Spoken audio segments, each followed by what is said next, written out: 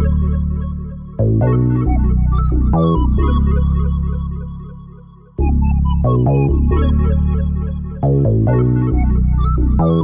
to know what it is Quick is trying to say. Welcome, everybody, to the Four Tales podcast. I am your host, Kyron Silva, along with my amazing co-host, Danny J. Quick. Always ready. Let's go. All right, man. How you doing today? I'm doing good, man. How are you? I can see us. We need to start sharing these videos because it looks like it's the same time here as it is there, but we know that you're like 3 hours different from me. Yeah, it's weird. The sun just came up about half an hour ago, I think. So as I was prepping for everything, I saw the sun rise. It was beautiful. I cried because I am way too tired right now. But, you know, it's nice. It's good being able to talk to people all around the country and be able to see your experiences and hear about what you're doing. So what have you been up to, by the way? Man, I'm just trying to survive. I think I have a poison ivy infection on my arms, so I'm trying to not scratch for like the last 3 days. So that's been an adventure. What about you? No poison ivy because I stay inside. So, you know, if you don't go outside, you don't get caught in those things. Must be nice. I don't know, but must be nice. No, not with 3 kids. It's not nice. It's not. I'm ready for them to go back to school so badly, honestly. Terrible. But you know what? Let's not delay things because we have 2 amazing guests here. And I know people that are listening to this podcast aren't here to listen to us. They're here to listen to who we are interviewing. And today we have writers, editors, artists. I mean, we have a plethora of things.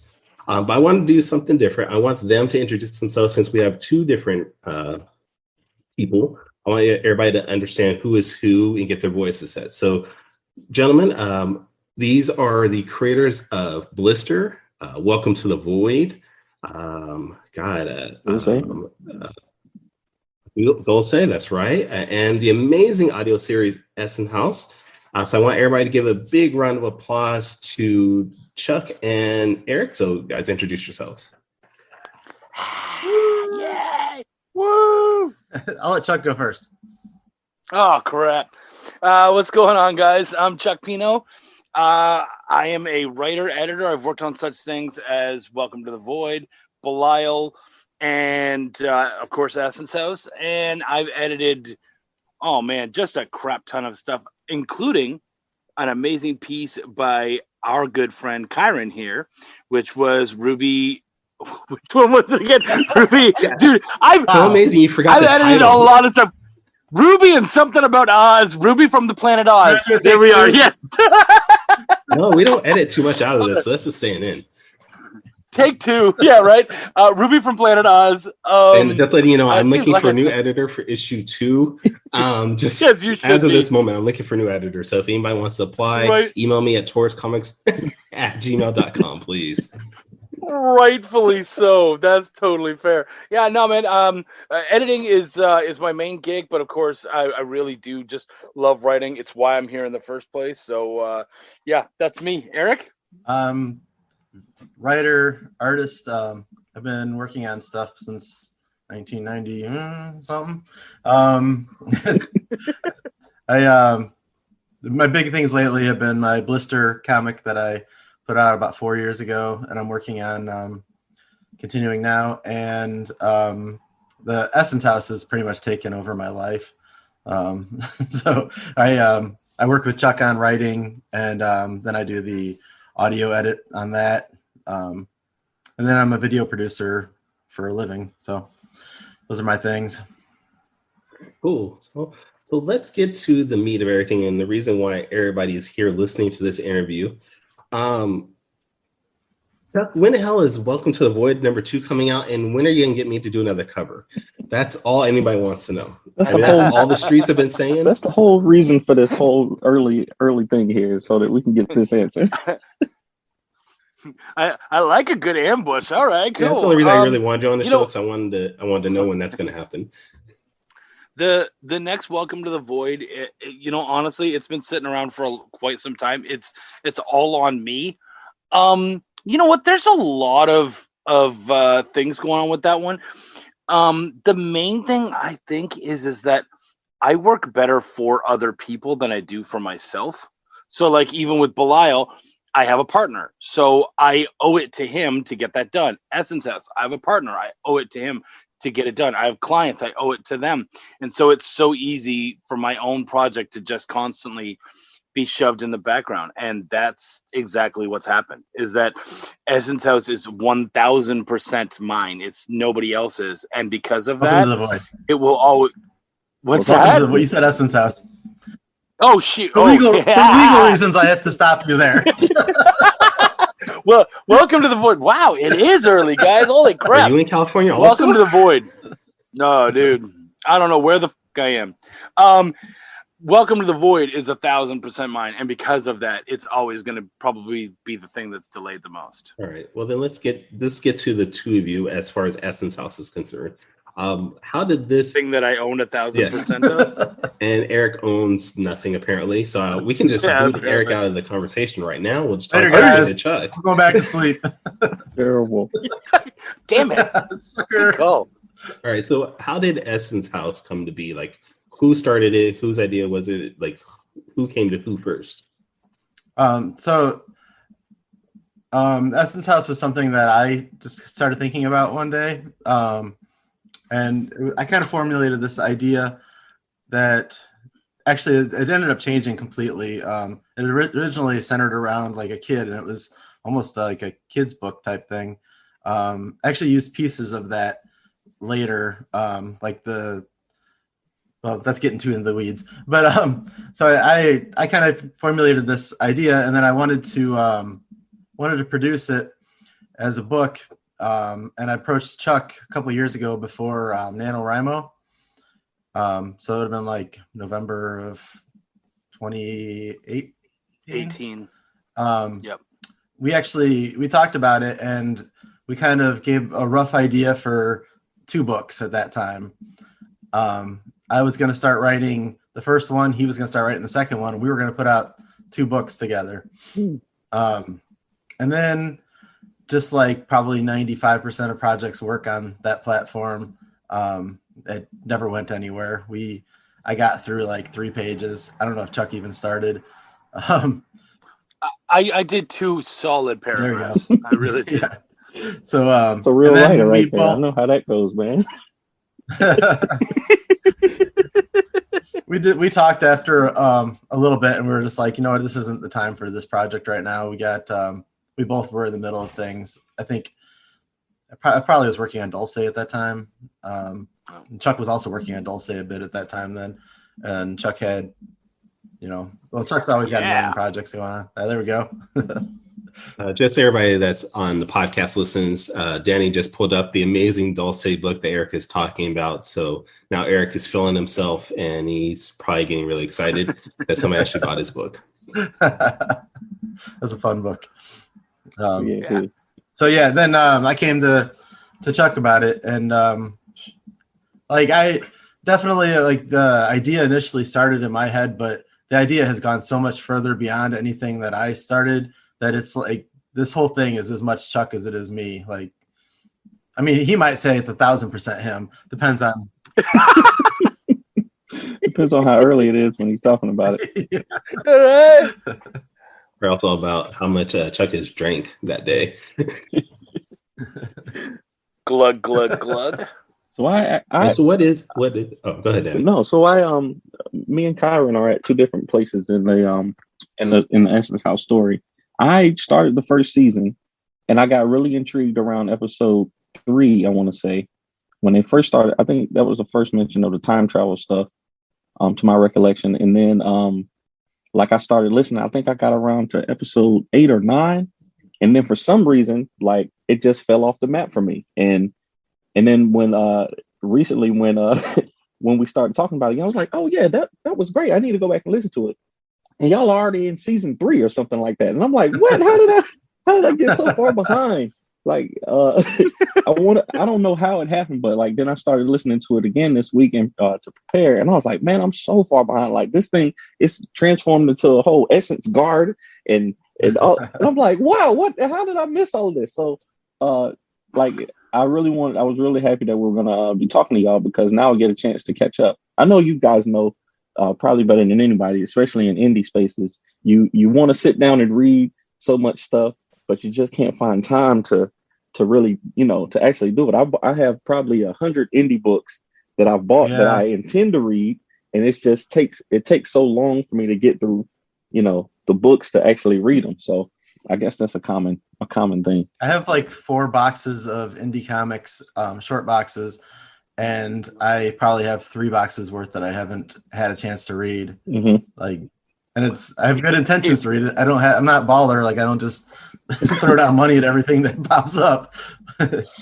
If we were able to enjoy all the cool stuff that our friends made, we wouldn't make anything. Like that's just the truth of it.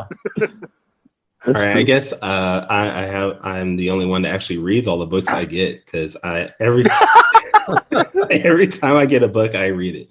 But I read it while I'm on the toilet. So if I've bought your book has been in my bathroom and it has smelled some things. Just I don't care. It got read. It doesn't. I don't care where you read it. Like I had the same thought, Kyrun. I was like, this is now that because now at my job I was taking a shuttle to and back from work. So I was reading comics every day, for the past 3 weeks on the shuttle.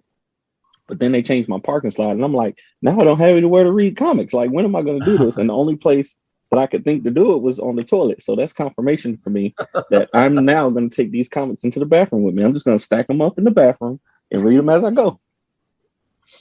Get a little something to hold it so it looks professional and looks nice so your wife doesn't yell at you. That was my first mistake. She's not yelling anyway. It doesn't matter. No. Okay. All right. So see, me and Chuck have our production meetings while we're on the toilet, so we don't even. Oh, that's lovely. Yeah, but it's gotten weird because it's usually video, but still, I mean. Oh, terrible. I love it. I have way too many visuals of you guys right now. You know what though? What Danny said about you're on like episode 6, and then all of a sudden you see like we have season 3. It kind of feels like that writing it. Mm-hmm. It's like every now and then we're just kind of like, holy crap! All of a sudden we're on season 3. Like it's amazing that you. I like the consistency that you guys have had. I remember, and I don't know, maybe it's the Facebook. I'm gonna blame it on Facebook algorithms because that's where I interact with you guys mostly on Facebook. And it seems like it's probably been 4 or 5 months since I really have seen stuff from you guys pop up, and that's usually my. There's a reason for that, actually. Yeah. Okay. Did you guys take a hiatus also? Well, we do. When it comes to the Essence stuff, between seasons, we usually have we did a 3-month break between seasons 1 and 2. And we actually did a 4-month break between seasons 2 and 3. So you might see other stuff from us, but Essence, we did the Kickstarter and we post some things, like we post some progress and stuff. But during the season, there's a couple times a week there's something going out. Mm-hmm.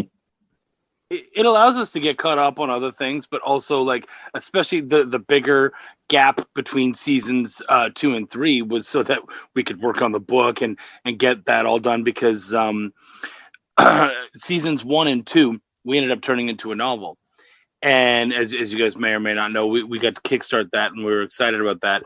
And it required that we went through the whole thing all over again. As we were going, we found, like little inconsistencies and then spots where we thought, hey, if this is going to be a novel, it requires more description. And there were some scenes that we really wanted the chance to kind of go over again and add to and all that kind of stuff. So there was a lot of work that went into taking it from the podcast and turning it into the novel. Yeah, with the podcast, you have the benefit of audio. So there's noises and things like we build an atmosphere that way. With the book, you have to fill in those blanks. And I know you guys probably know me and Morgan, we do a podcast, Soup Shorts podcast. And I really like that. I was listening to Essay House this week and I was like, these guys have they did their homework before they started. Like the podcast sounds like a podcast. Like you got the mood setting, you got the subtle sounds in the background and all of that. Whereas like my podcast was just literally me reading for the first 2 seasons. And then this last season we tried to do some extra fancy music and stuff like that. So I was like, man, that production value from the beginning, was top notch. So bravo to you guys.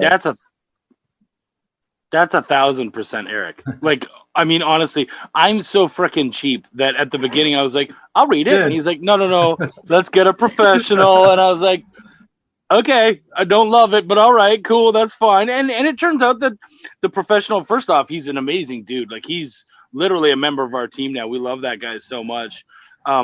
He surprised us. My favorite surprise is, and you would have heard this, Danny, at the end of episode 3 or 2. 2. Yeah. Wait, 3. No, it's the end of episode Yeah. 3. Yeah, it's the end of episode 3. We ended up talking about a Willie Nelson song. Oh, he sang it, yeah. And I put the lyrics. We didn't know he could sing. I thought he was gonna say him like poetry. He starts singing. I'm like, whoa, Mike's got pipes. What the hell? Turns out he's a traveling musician. wow. And so we're just Yeah. like, oh, He's really great. So- That's crazy. oh yeah, just solid dude. We had him on a show and we got to talk to him, and he's a part of the team. We're sending him a book and everything. Like, just great That's guy. awesome. Yeah, Like, absolutely. and that was one of the parts that I noticed too. I was like, oh man, this whoever they got doing this is really, putting his best foot forward, because it was great when he started singing the song. I know everybody likes, like you said in the story, everybody knows who Willie Nelson is, but I don't listen as much as I should. So, but even me, I was able to recognize it. So that's really cool. Shut up, Kyrun. I already know. Shut up. Terrible. But yeah, all that sound production, that's all Eric, man. The noises and everything. He'll send me the files, and he'll just be like, "Hey, man, I had some fun with this, like things like the time traveling sounds and all that kind of stuff." He's like, "Man, there's so many layers in there." Like, he just geek talks, and I'm like, "Okay, great. Like, this is awesome." So, and it's gotten to the point where when I'm writing one of my chapters, I specifically do things to screw with them to make him have to add noises in there. Like, I think it was like chapter 7 or whatever. I was like, oh, they're driving down the highway, and I'm like, you know what? I'm gonna have a truck cut them off, just so he has to throw in like a horn and all this stuff. Like, literally, I'll just do stuff like that just to see what he has to do with the sound, which is so much fun, and it ends up sounding really good.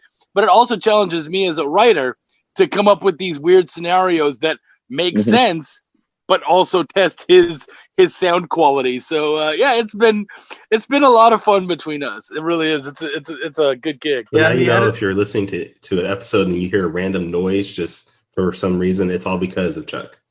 Yeah, and a lot of it is like, I have a stock audio library that I pull from, and that's 99% of the stuff. But there's times where, like, I can't find the right, like, knock or something, so I just whip out my phone and I find a surface and I'll do a knock. Or gosh, I can't remember. There was one noise that I had to do where, like, I have a microphone that you can clip onto something and then like record from. Like, so if you're out like on a bike and you want to get like the atmosphere of riding a bike, you can clip it on there and record. I had to do something like that for some noise in season 1. I can't recall what it was, but it gets so, like, I don't have time to make noise, all the noises, like, so stock comes in handy, but I also want to get it right. So if I can't find something stock, I'll go a little bit out of the way.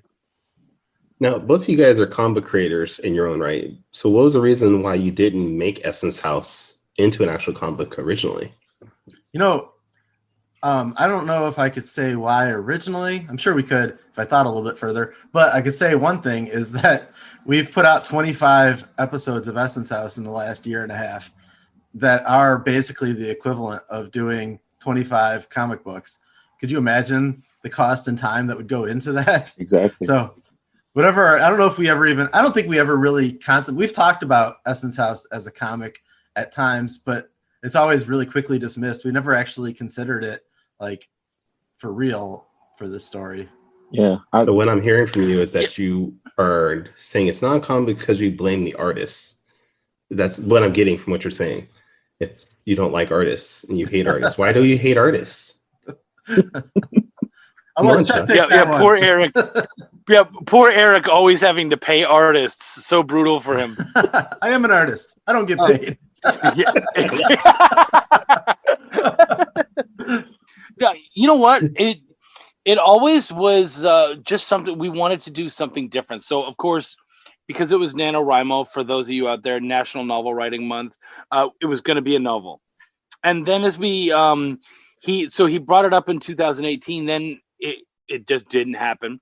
He brought it up again in 2019, coming up. So I think like around October or September, he brought it up, and I was like, dude, we don't have time just to do a novel. We have to do something different. Like you and I can't we don't have enough time in our day to write out like 3,000 words or whatever the heck that number is. That's a chapter. And he was like, yeah. He's like, you're totally right, man. Yeah, that is it. Our chapters are 3,500 words on average. And so I was like, yeah, we just don't have the time. And he was like, well, what if we did something cool? And we started kind of batting ideas around, and eventually it came up, hey, what if we did an audio drama? Like, what if we did one of those, like, 1940s Theater of the Mind? So like when I wrote Blister as a book back in 2016, and when I wrote that, I wanted to put together this book, and there was these this place where we would do like live readings in the neighborhood. So I would go once a month with a new story for this book, and I would do like a reading up in front of people, and then I would do some editing, and sometimes I would read the same story like 4 months later or something, and I got some great feedback, and it also just allowed me to do this piece by piece. And so like the podcast was a way to do that, and we just could get chapter by chapter out there, and then we're writing the whole time, building an audience for a book, because just putting out a book cold with no audience, like that would suck. We'd be doing it basically just on our name, and we don't have a name in that field really. Yeah. So I just realized that all three of you guys, including Danny, are all novelists. Like Danny has a Ace Blade novel, don't you? Yep. I'm the only one on this podcast right now that hasn't written a book. All right, I got to go write a book. Get it together, Kyrun. Jeez, man. you do your podcast ass early. You got the whole rest of the day, dude. No, I don't. It's called a family. They want to actually spend time with me for some reason. Oh, dude, get teenagers, then you'll be fine. I'm a teenager. They don't. You'll have all the time. I have a teenager about to graduate high school in like 2 weeks. Then if he wants to hang out with you all the time, you did something wrong. Well, okay. He's the only one that doesn't want to hang out with me. The other two, they want to hang out. Oh, good. He's normal. Trust me. Tell them that they have to come on your podcast at 9 a.m, and they might not want to anymore. 7 a.m. for him. Oh, man. Yeah, my oldest is still asleep in his room. I know for sure. All right. So one more question about Essence House, at least for me. Because you didn't do it as a comic book, and you've created this audio amazing drama. See, I say audio amazing drama. That's the whole thing now for you guys. Have you ever thought about if this somehow takes off? Would you want to make it into like a TV series or movie or anything like that? And if you did, who would you cast for it? You know, Chuck hears me mention almost every week.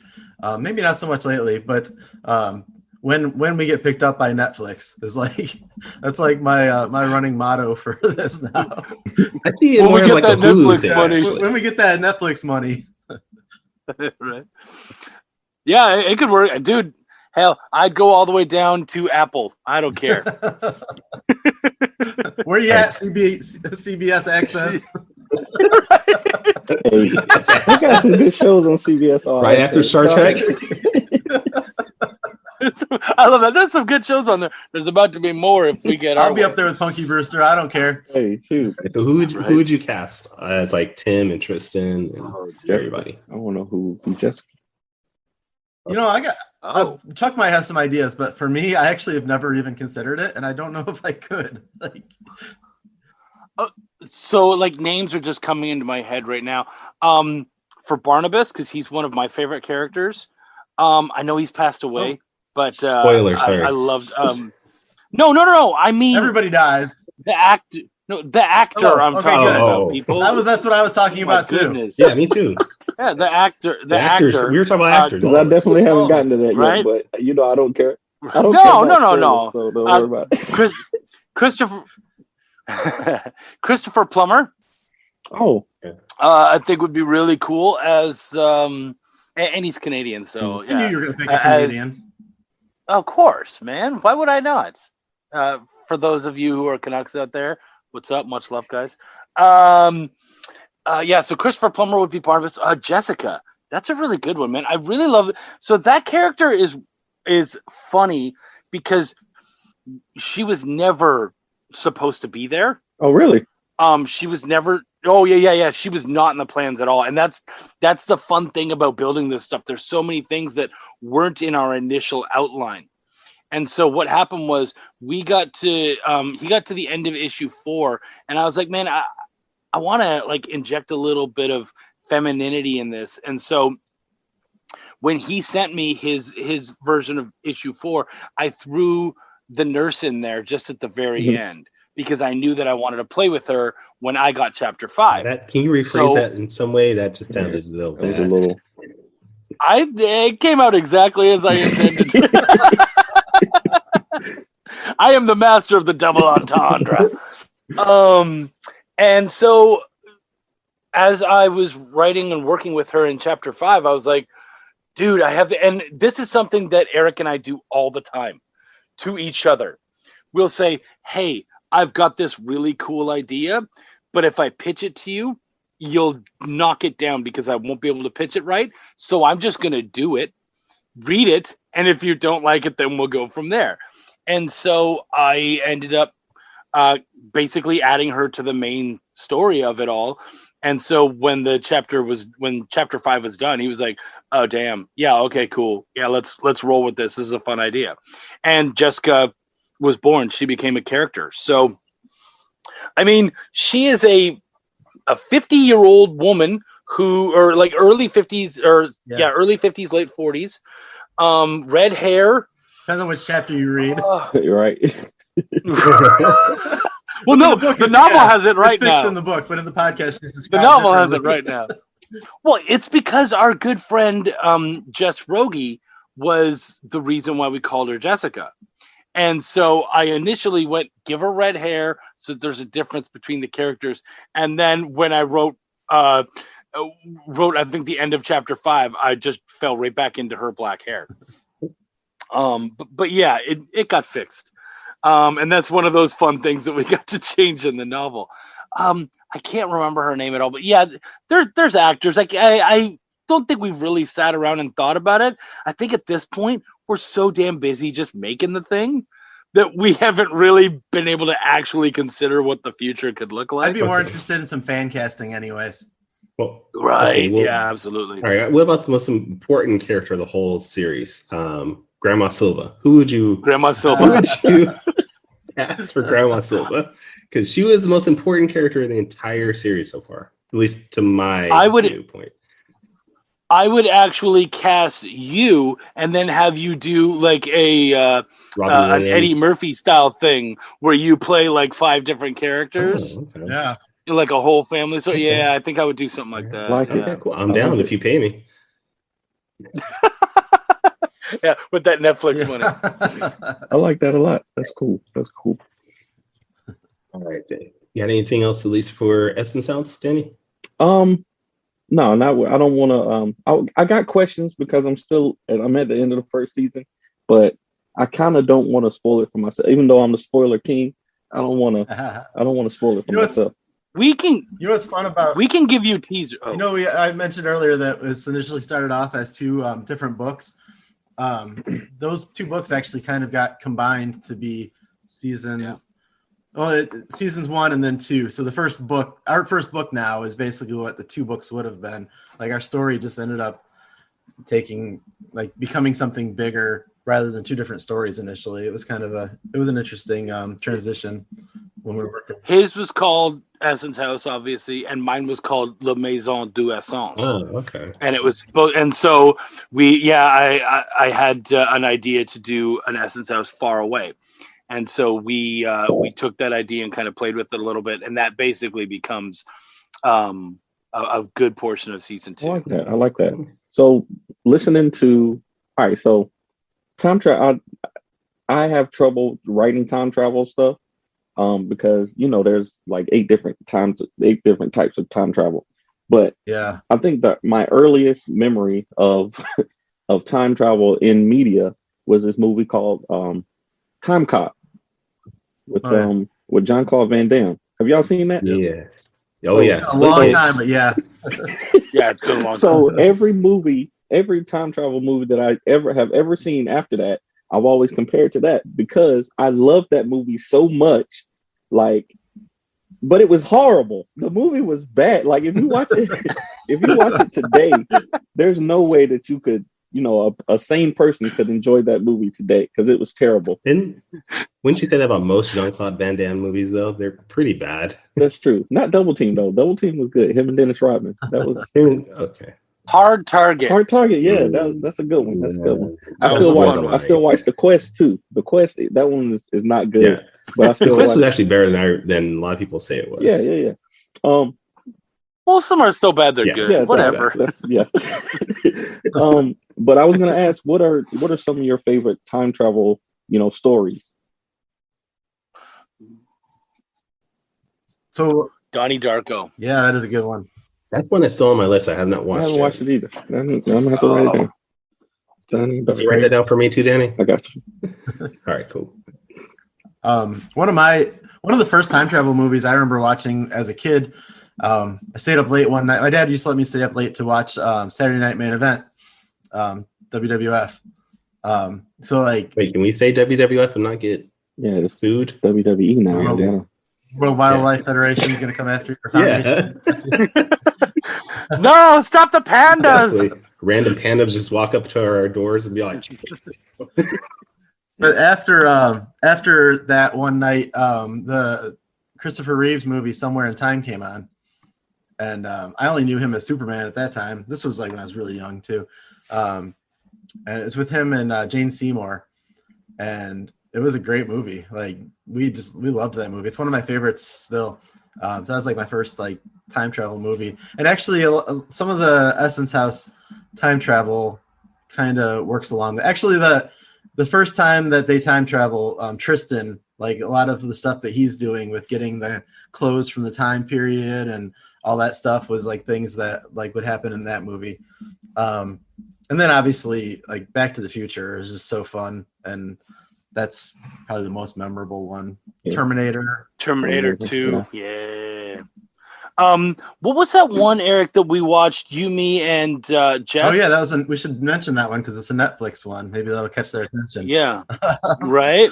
Oh, what was that one called? It was really good. Isn't it like See You Yesterday or The something one like with that? the cave you talking about? The one Oh with no, the what? one with the black kids. Yes. So you Yes. see you yesterday? Yeah, I think that's what it was called. Yeah, that was Yeah, that was a sounds good one. right. Yeah. Yeah, that was good.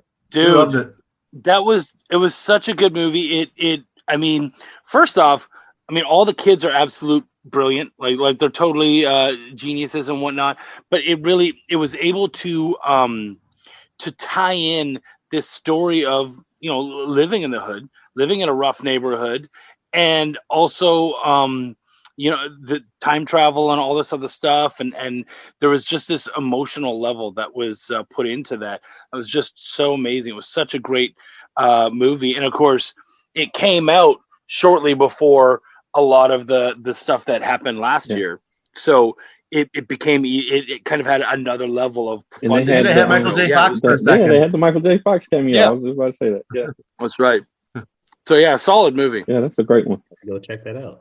You never seen that, Kyrie? Yeah, it's definitely worth checking out. Yeah. My Netflix queue is like 30 something series deep right now. Yeah. Every time like, oh yeah, you gotta go watch this. All right, I'll add that to my queue. Well, and take him it to the just keeps bathroom going with and you. going. Take him to the bathroom with you, and you'll be able to. I got comics to read, dude. Yeah, that's true. That's true. So that Well, you know what? Well, Eric, Okay. this might be a great time just to do a Danny's quick.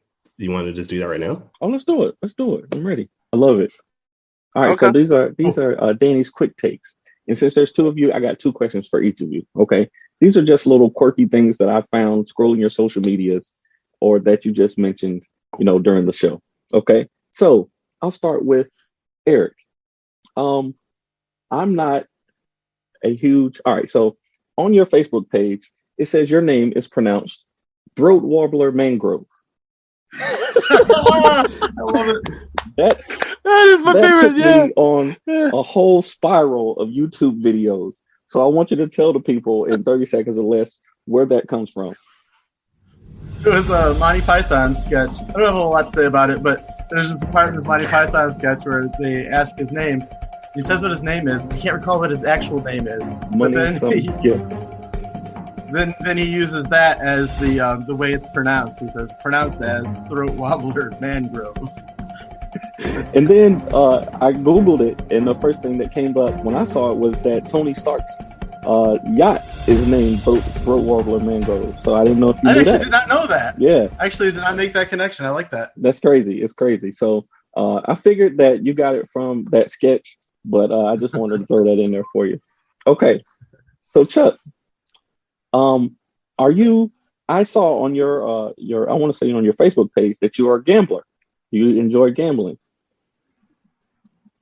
I don't call it gambling. I call it being really good at poker. But Okay, fair enough. all right. Yeah. Really good at poker then. All right. So what is your number one rule for poker players? Ooh, that's great. Whatever money you bring with you, you've already lost. Like, decide that ahead of time. Because the thing is that if you're afraid to lose the money, you've already lost. So often I'll come and my thing when I go to the casino is I'll bring say I decided to bring $300, but I'm gonna sit down at the table and I'm gonna play with 100, and I've already decided in my head I'm gonna lose that $100. You know, like I'm okay if I lose that $100, and I'll play, and I will play until either I lose that $100 or I make 3 times that money. So once I'm up to $300, I walk away from the table, pocket it, and then next time I come back, it's with $100. I love it. I love that. My Right under the buzzer. Right under the buzzer. My little brother lives in Las Vegas. Well, he's out there with the Air Force now. And last time I went to visit him, I actually won $800 on the spinny table, whatever that thing's called. Roulette? The roulette table. I write a comic book about a superhero in Las Vegas, and I don't know anything about it. But yeah, Ace Blade versus a spinny table. I mean, he's not called Ball Blade, so it's okay, right? Yeah. But yeah, me and my wife went, and she wanted about the long game. She's just sitting at the table trying to win. She just ended up losing a lot. Whereas I just went, put the money down, I hit, and then I was like, all right, cool. I'm just here to hang around the rest of these 3-5 hours. So I was up $100, and my wife was just sitting there losing.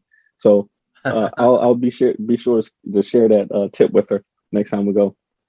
Wait. I got a casino story real quick. Mm-hmm. So a few years ago, I was working at a call center, and they had just opened up a casino about 30 minutes away from where I live.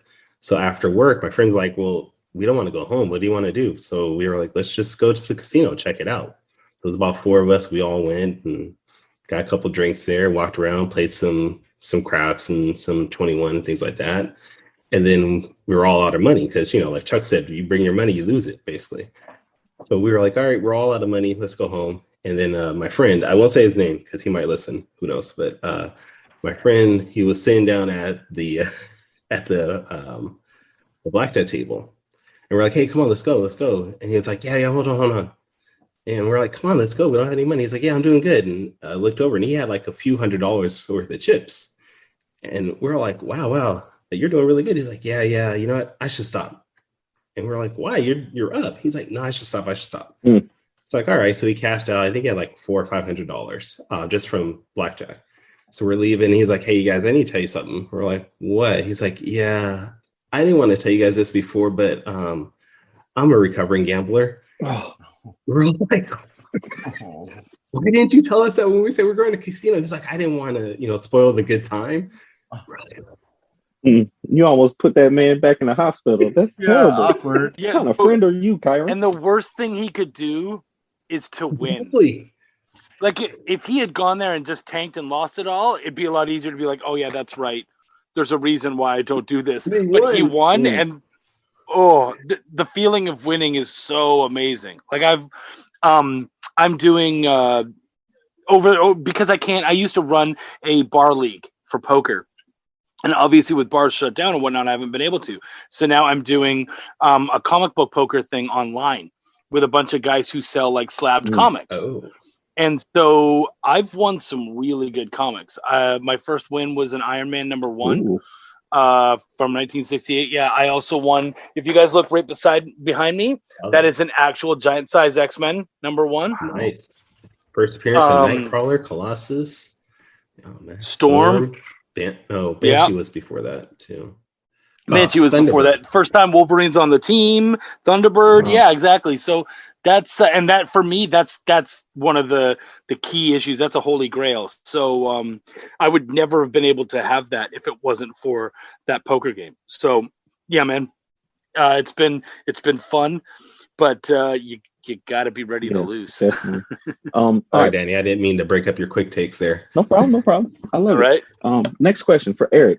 So I was watching your, I think I was watching you ink blister on your YouTube page one day, and I noticed that you have a lot of stickers. What is it? Because I love stickers too. If you can see the back of my laptop here, I got all kinds of stickers. So what do you think the fascination is with us adults and stickers? Explain that to me. I think it's a really easy way. So this is my board that I was inking on. I think it's a really easy way to show the things that you're into and just kind of celebrate your interest while you're working. So I went to this Foo Fighters concert. I got this Foo Fighters one at Wrigley Field. I'm friends with Billy Mays' son, and so he gave me this sticker at one point. Rest in peace, Billy Mays. Riot Fest, Smoking Popes, I'm a big fan of them. Just in 1 second showing you this board, you can just who I am. And so your laptop, if I look at your laptop, I would just know without having even talked to you, I either like this guy a little bit or I hate this guy or we're not going to get along. It says so much. Perfect. Absolutely. That's good. I agree with it. I agree with every bit of that. And I saw, I don't know if you can see this. You have a sticker on there and I have the same sticker right here. This Obey the Brave sticker. Oh yeah. I saw that on your YouTube and I was like, yo, I got that same sticker. That's pretty cool. See, it's an easy way to just connect with people and it just seems so simple. It is. It's so funny. I've never understood the fascination with stickers, and it's not an attack. But yeah, see, Kyrun gets. I've never understood the fascination. But we got Belial stickers, and they were fun, chibis, whatever. And I've been able to do one show with Belial before everything happened, and so I had my little stickers out there. I had Belial, and I was so excited. This book's gonna do great. And one of the first people who came to my table saw the stickers, and he was like, "Oh, these are so cool." I was like, "Yeah, man. They're $2 a piece, but if you want to get all three, I'll sell them to you for $5." And he was like, "Yeah, I'll take all three." And I was like, "Okay, well, they all go with this book, Bilal." And he's like, "Yeah, I'm not interested in the book." And I was like, "Yeah, what? Whoa, are you kidding me right now?" And I had multiple people, and I was mad. I poured my heart. Our team poured our heart and soul into that book, and you're buying the stupid stickers. And then I went, wait a second. These stickers cost 30 cents a piece or something. And I'm telling them, so actually, shut up, Chuck. It's all good. Just some of them stickers. Profit margin is a lot better than books. Yeah, I have blister stickers. It's just blister playing guitar. And so people that are like, "Oh, my brother plays a guitar. I'm going to buy this sticker." Or even I have an enamel pin made of that sticker too.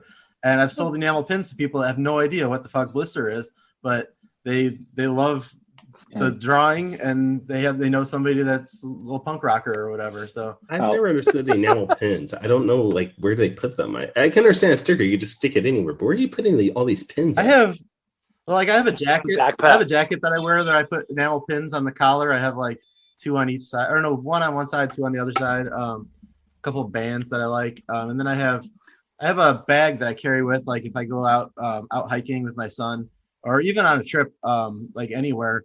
I have this bag that I, toss snacks in. It's an older kid diaper bag. But on there, whenever we go somewhere, I buy a pin from it. If we go on a trip somewhere, I'll buy a pin and I'll stick it to that, and it's kind of tracks where we've been. So I also see them a lot on laptop bags and whatnot. People will put them on there, and it's basically the exact same thing as Danny putting all the stickers on his laptop, man. It's the same thing. It's just right. I'm gonna do the same thing, but with pins on the bag. So it's always Danny. I love it.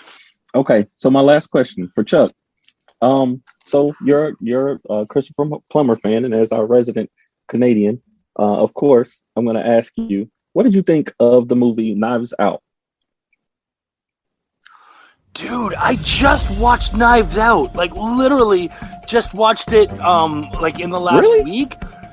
Literally just watched it in the last week because I was like, oh wait, we have Amazon Prime? All right, cool. Knives Out? Yeah, all right. Dude, such a good movie. I loved that movie. I thought it was great. I mean, halfway through, it's like, oh, you know exactly kind of what happened and who the bad guy is. And then it's like, well, you do, but you don't.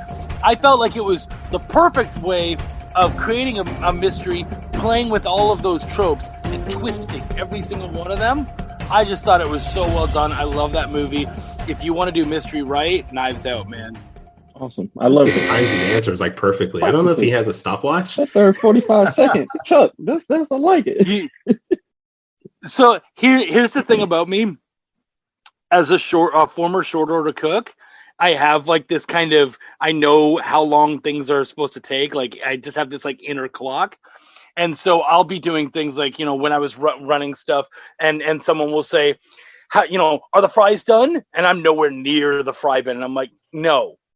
Like, well, you haven't even looked. I know. And in my head, I know they're not done yet. And I'll be in the middle of something. I'm like, now check the fries. And sure enough, they pull them out and they're done. And it's just, I just kind of have this internal clock that just kind of goes, and now. All right, so when I put you in my comic book, I know what superpower to give you. But yeah, I also, it's helped with the essence. Timekeeper. Timekeeper. I love that. I actually went to the theater twice to see Knives Out. I took my wife the first time, and she fell asleep on it. She just doesn't. She's not that type of. She just doesn't like that type of movie, I guess. But to me, it was so good. I loved it so much. I was like, I'm gonna go see it again. Forget you, wife. You don't know what entertainment is. So, yeah, I just wanted to get your thoughts on that. I didn't know that you hadn't seen it until recently, but that's great. I actually haven't seen it yet. Oh I man, haven't seen it either. It's so good. Dude. I intend to. I just haven't. I highly recommend it. Highly recommend. Yeah, and like I said, just watched it like a week ago, and it was brilliant. Demon Slayer, does that count? That's not the same. It's not the same. Hey, Demon Slayer was awesome. It counts in that. It counts in that it is a movie, I guess. It was a good movie, damn it. Hilarious. All right, that's all for me for my quick takes. I guess I know we're almost out of time here. I got to think of something else to stump you guys before we get out of here. And now, a word from our sponsor. And now, back to the show. Let's since we've gone deep dive into Essence House, let's talk about your comic book side of things. Like what's happening with both of you guys as far as comic books? Are you got anything on? Okay, Chuck, you're pointing at your crotch. What is it? You have a STI? What? That's what my next book is about. No, I was pointing at Eric because, and you know what? I'm going to talk for Eric right now. Oh no, Eric is working very hard on Blister. And he has a bunch of blister stuff happening, and I'm very excited for that. Dude, if you have a bunch of blisters, you should probably go to the doctor and get those checked out. That's part of the whole STI thing, right? Oh yeah, okay. Insurance is expensive though, man. Dude, it's a bitch. But I mean, and I actually was lucky enough to be able to come on and edit one of the pieces, and I had a blast with it. I loved it. That was like, dude, that was over a year ago, right? Well, so last year when the pandemic happened, I was unemployed for 7 months. So I jumped on working on Blister again, and then I got a job, and this job was further away than my last job, and it kind of derailed me for a while. So I'm pushing it back to it now. I've announced that in August I'm going to kickstart it. And for people who don't know what Blister is, do you mind describing it? Yeah, Blister is a story of a couple of punk rock kids in the Midwest, and it's kind of it's a little bit nostalgic, like growing up in the 90s, but it doesn't there's little things like none of the stories involve a cell phone. Any one of those stories would be destroyed by one of those kids having a cell phone, like things like that, like just so it's just about a couple, it's some love stories, some just getting into trouble, and it's just very honest. I think that's one of my favorite things about it. Like the dialogue is very genuine, real. It's 16-year-olds shit talking 16-year-olds, and it's fun, it's something that we can all kind of look back on, even if you weren't necessarily a punk kid. We were all punks, you know what I mean? Like we were all dicks in our own rights, and so you're a liar, Kyrun.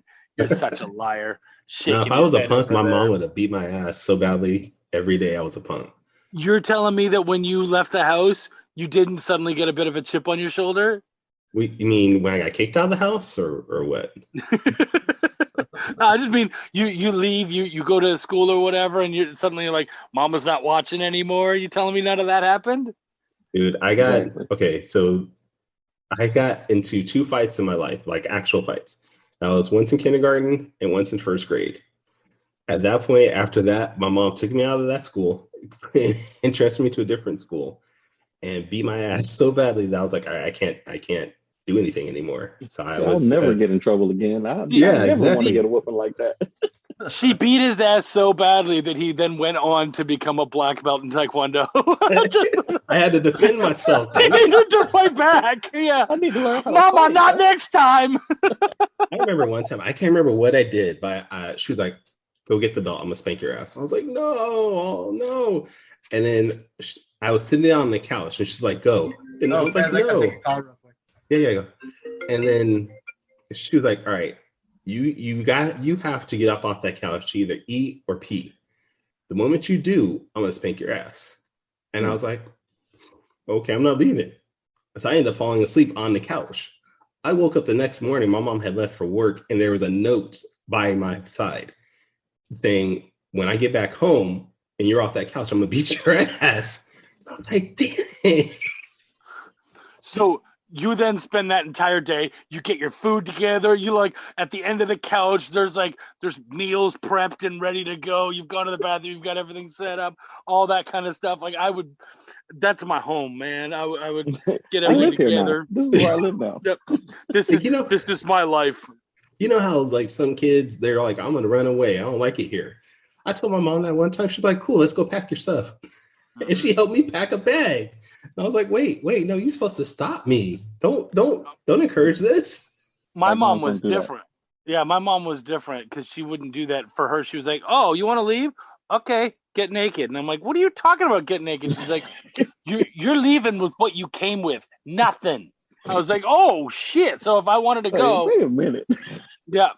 I had to leave because she's like, no, that's all stuff we got for you if you were gonna stick around. But if you're gonna leave, no, You're on your own, buddy. you don't get to take none of that. Oh crap! So I stuck around just because I didn't want to get in trouble for nudity in public. And then My after mom that, and dad Chuck let me- discovered nude beaches, and he was like, oh, maybe I should leave. Kick me out. I should have left a long time ago. No, my mom and dad, they let me run away. I ran away. I had packed my little bag, but we lived so far out in the country that there was literally nothing around. So I'm walking, like I get a mile away, and I'm like, I don't know where I'm going. Like I don't. There's nothing out there but tobacco fields and pecan trees, and it's like I guess Can I I'll live just have off to of turn this? around because I'm hungry now. I need food. So what do I You had do? protein, you had pecans. Where were you? Where there were tobacco? Yeah, Carolina? Where'd you grow up? North Carolina. I lived in Ellerby, North Carolina. So I was just walking, and then when I got back, my mom and dad were just sitting there like, oh, go fix your sandwich. Like, bro, Were they like sitting on the porch just waiting for you?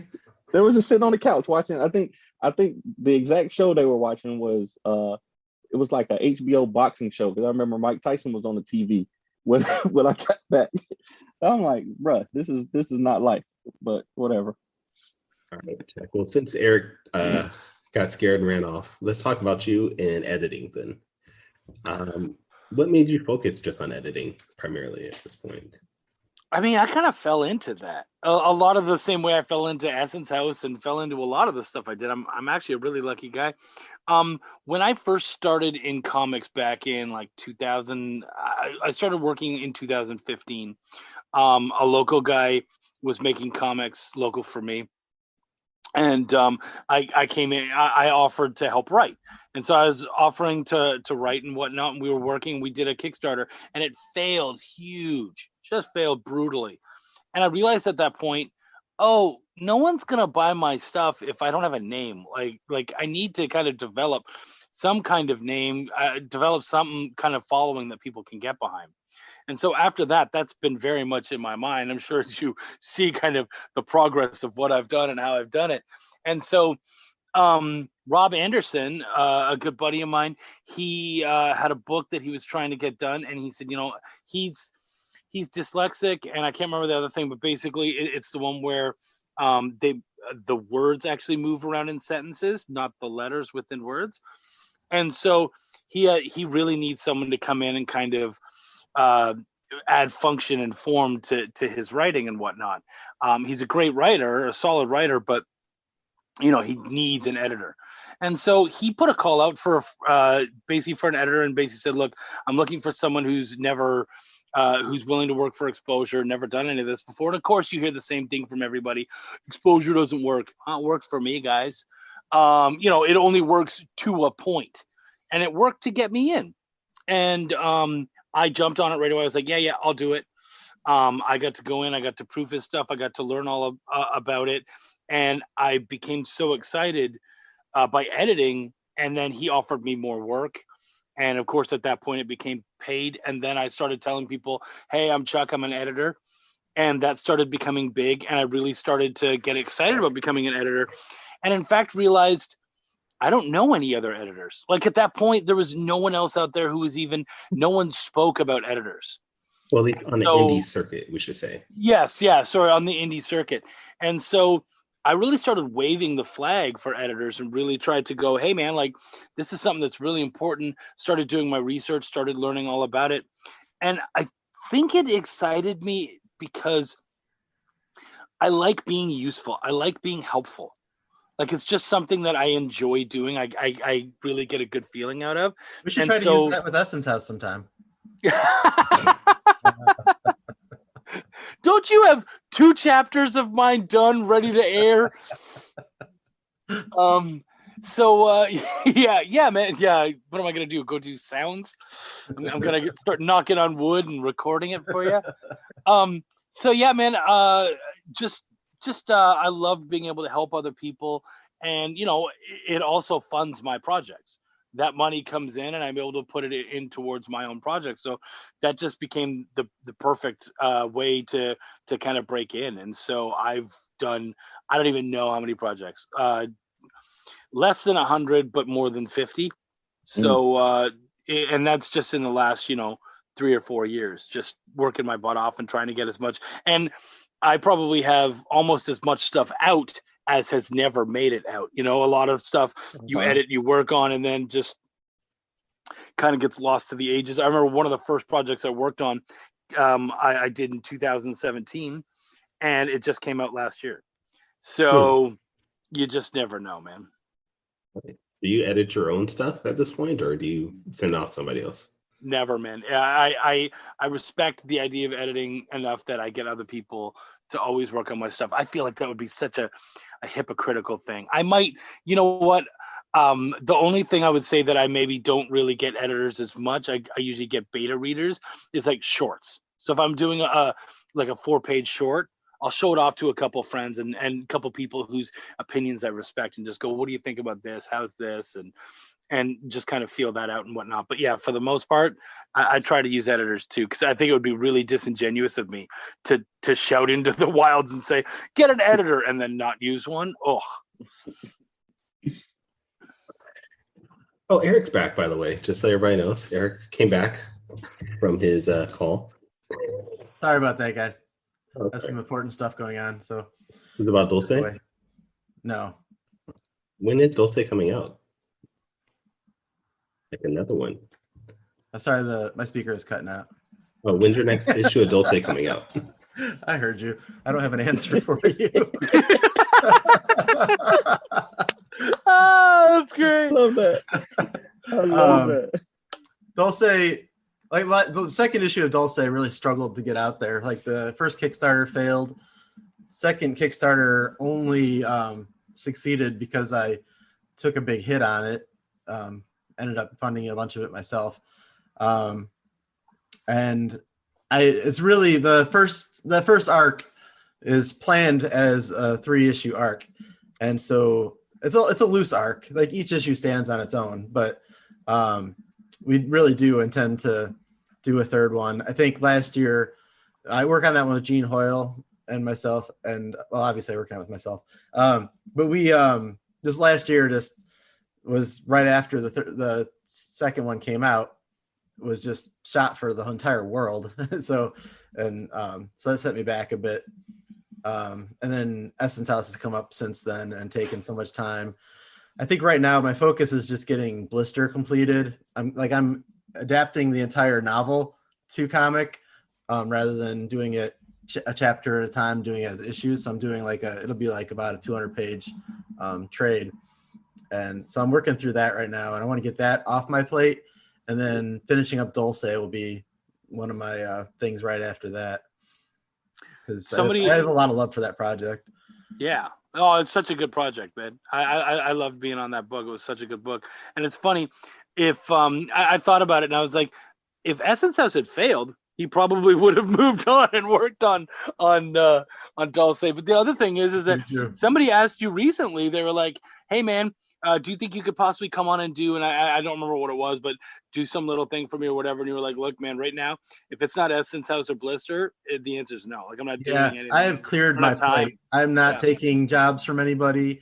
I mean, obviously that's within reason. If somebody came to me with something, I have one client that I will jump for because it's good money. But is that me? Is that me? Right.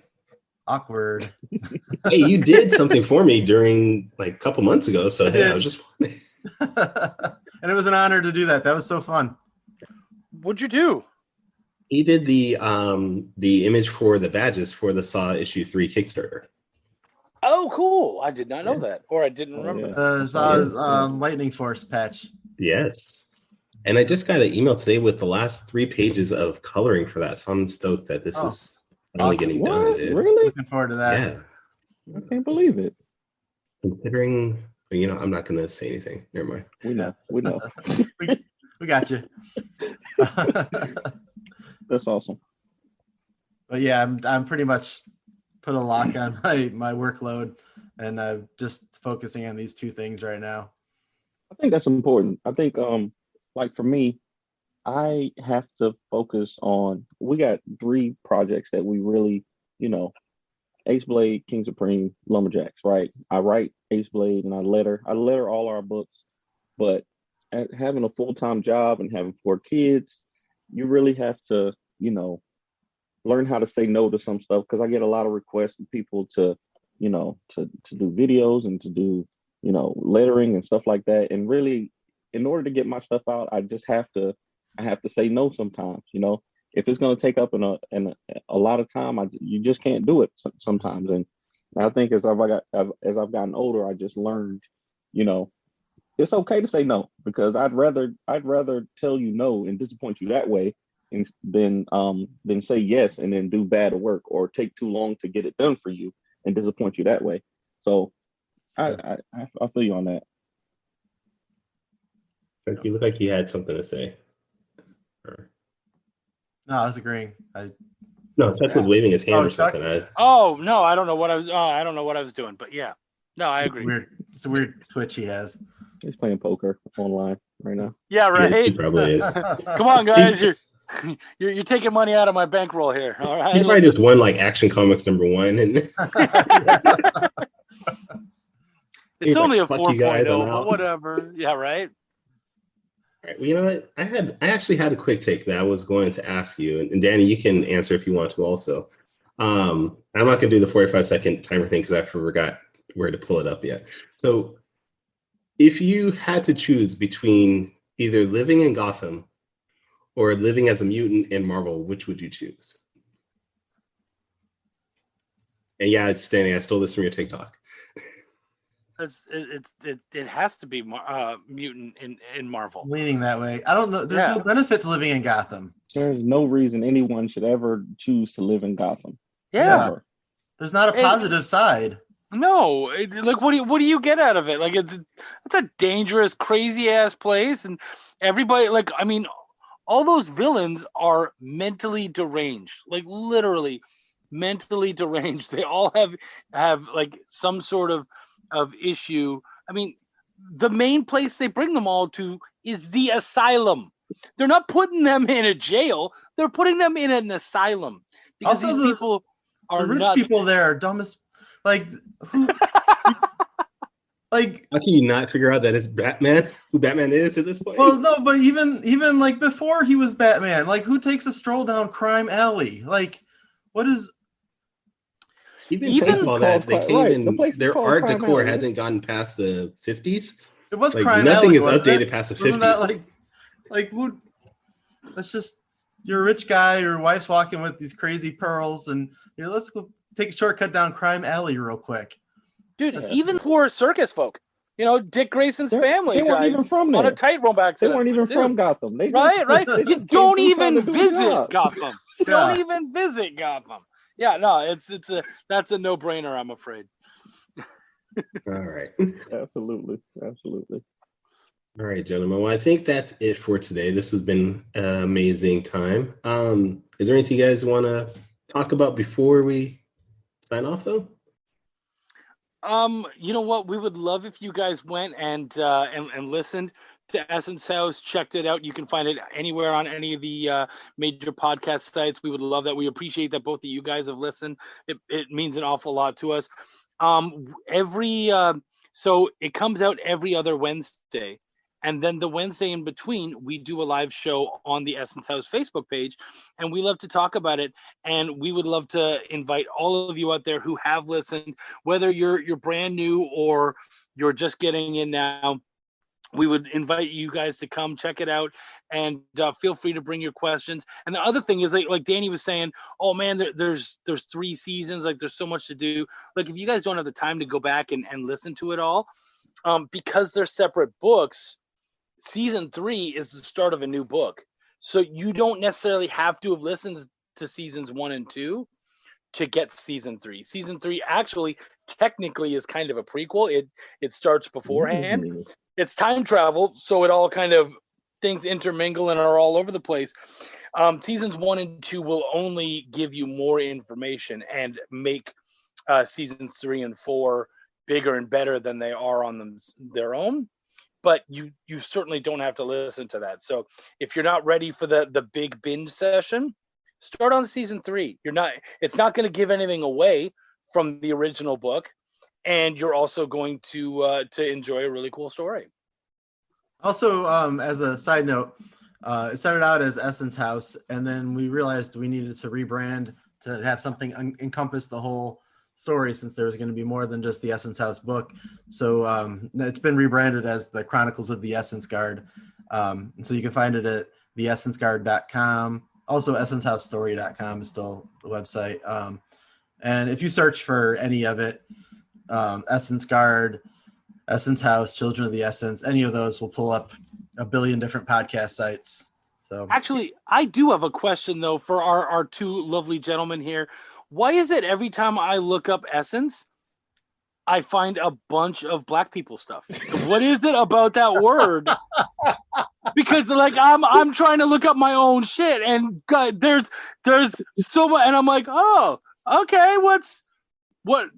are we like co-opting something that's black? Like, are we in a bad space? There like, is a Essence magazine now is created by black people for black people, so it okay. could possibly be that. That's probably well, no, but even like I think I found like an Essence boutique, which was like it was a beauty salon for African American ladies and whatnot. I was like, oh, okay, cool. And I'm like, are we using a word we're not allowed to use? Like, yeah, it's like the N word. It's don't say Whoa. that. I don't your want to quite go demographics have there. like no black people but It's me. got super and Danny. awkward. Right? I was just worried. It was like, that's our thing. Oh, I'm really sorry, man. No. You are right though. That is the case on Google. There's a huge magazine called Essence, like you said, and then the Essence Festival that they do every year is a large black festival. But those two things are probably why We should get a booth there, Chuck. Right? See, if you Google welcomed, I'm pretty sure. You can stand absolutely. Absolutely. It'd be easy to stand out. If you Google Essence, we'll never come up. But if you Google Essence and white people, we're the first thing to come up. So it's all good. It's all like just do that, guys, and we'll be fine. We're gonna name this episode the white Essence guys. I love it. I love that, man. I never even thought of that either. That's but as soon as you said I Google Essence, it makes perfect sense, man. Okay, so Chuck, I'm gonna call you out because I did just Google Essence white guy, and the first thing that pops up is Michael B. Jordan. What's up with? It's a funny story because I think what happened was Essence Festival, like I said, Michael B. Jordan took a white girl to Essence Fest, and it became like this big whole thing, that he was dating this white. I think he might have been. But we don't need to talk about that. That's awesome. It's amazing how Google Analytics work like that. Oh, that was lovely. That was great, dude. All right, any other questions in for us? One last question before you go. Did anybody, because part of that first season that I love was that you brought up the Who Shot Mr. Burns, right? Did anybody give you any feedback on that? Like, I was looking forward to seeing if they changed anything or anything like that in that first season. So, but I thought it was really cool that you put that in there because it's something that people would absolutely remember from the 90s. Yeah. So, what kind of feedback did you get about that? I'm super proud of that moment. And you haven't listened to the end of season 1 yet? No. I'm on like episode 8, I think. Okay. So the end of season 1 does mention it again. It comes up again. So there is a nice little there's a nice little payoff to it. But Kyrun, I really like that picture you got going on there, buddy. He's trying to troll me over there. I'm loving it. But yeah, no, didn't get an awful. I've had a couple people just be like, dude, Simpsons, nice, well played, so not an awful lot. So I really appreciate you mentioning that because that was really cool. But no, it's funny, we haven't gotten as much feedback as we have like listens and we're often told like, oh, we really like it, we're gonna keep listening, but nothing usually specific. So to hear that was huge. I can tell Danny's really detail oriented. Yeah, right. Oh, absolutely. No, I like that about you. And the funny thing is that, again, that was something where I was doing a deep dive into The Simpsons at the time, and I had just passed that episode, and I realized, oh, we're in 1995? Didn't this happen? And so I realized like that, and I remember, obviously, we've lived through it. That was such a huge moment. It was all anyone was talking about it in school and whatnot. Was Who Shot Mr. Burns and who do you think it is? And we were taking bets, and I looked back and I realized, Las Vegas was taking bets on it. Wow. It was a big thing. So man. Thank you so much for mentioning that. But yeah, that was huge. And the payoff for me is that you brought it up. So thanks. I love it. I love stuff like that. So, but anyway, I just wanted to mention that before we went, and I'm definitely going to finish the season. Probably this weekend while I'm out cutting the grass and stuff. So cool, yeah, that's a great place for podcasts. Well, then I would love to hear how you feel that whole Maggie the whole Simpsons thing paid off. I'm really interested to hear what you think. I'll message y'all. I will, for real. Thank you, homie. Well, where can we find your work? I know you mentioned we can find your Essence House. What about the rest of your work? Where can we find that at? So I got to think for a second, so I'll let Chuck go. Okay. You can track me down on Facebook, Chuck Pineau. My most of my works is through my publishing company, Bonfire Press. So like if I was Eric, I would talk about Airbow, Studio Airbow, just as a reminder.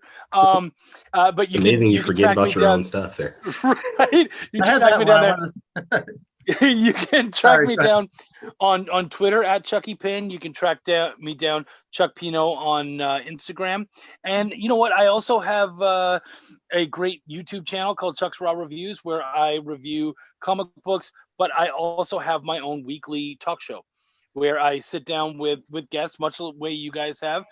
But rather than kind of go into their stuff, I more like to talk about processes, how people create, all that kind of stuff. I really wanted it to be a learning force for everybody. So we do a live show every Tuesdays on my YouTube channel and on my Facebook channel. So love to see you guys there if you show up. If you're interested in creating and learning, I hope that's a good space for you. Okay, so you can find me at studioerbo.com. That's ERBO. And blisterpunk.com is where I post my blister stuff. And then the one I'm always ready to push is the Essence House one. So we got the essencehousestory.com and the essenceguard.com. But we already pushed those. So. Push it again. It's fine. All right, Danny, what about you? Where can we find you at? The Ace Blade everywhere on all social media, and TikTok. I don't even consider TikTok social media anymore. It's growing into something really weird right now. But if you guys don't know, Danny's like super famous on TikTok. He has like 100 million followers, something like that. That's not even close to true. Okay, what do you have, like 60,000 though? It's like 60,000, but the only thing they want to do is watch me buy groceries. That's the only thing they care about is me cool though. buy groceries. No, wait, okay. He had this cool feature where he would go to the grocery store. He had like a certain amount of money in his pocket. And he's like, can I buy what I need with this amount? And it was a cool feature that he did. And for some reason, he decided he didn't want to do it no more. He got typecasted and he got mad. It happens.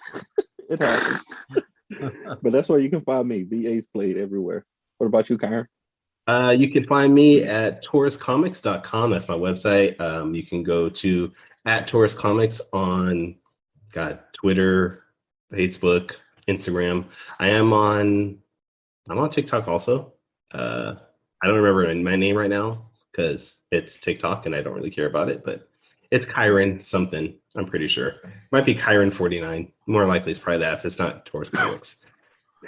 You would care if you had 60,000 followers. I would, actually. I really would. I really would. But no, this was fun, you guys. Thank you for being on this. And it was great having you guys.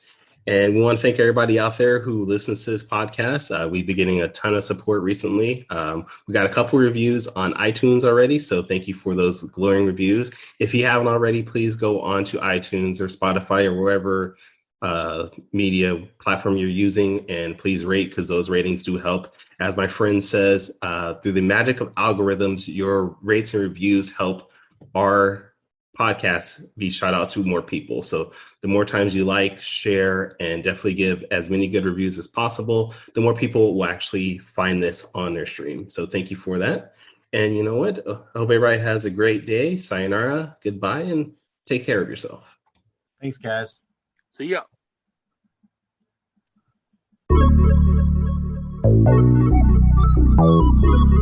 Music provided by my brother, Quix Made It. Find him online in YouTube, Instagram, and SoundCloud. What it is Quick is trying to say.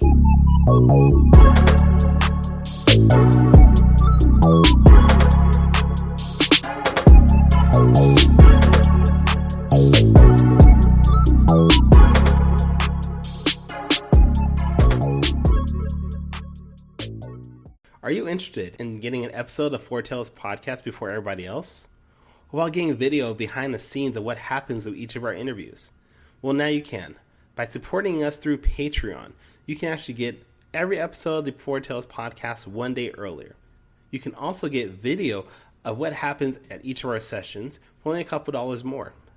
So if you want to help support and make this podcast even better, go to patreon.com/4talespodcast today and choose your tier.